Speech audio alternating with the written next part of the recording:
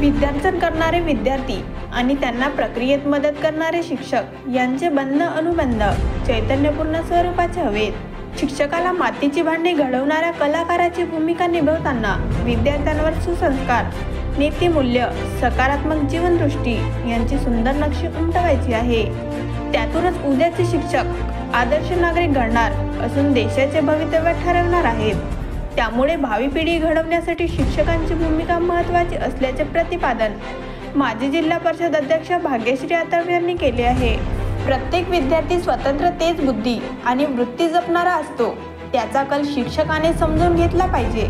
शिक्षकाने विद्यार्थ्यांमधील प्रकट अवगुण आणि सप्तगुण हेरून त्याच्या व्यक्तिमत्त्वाला आकार द्यायचा असतो.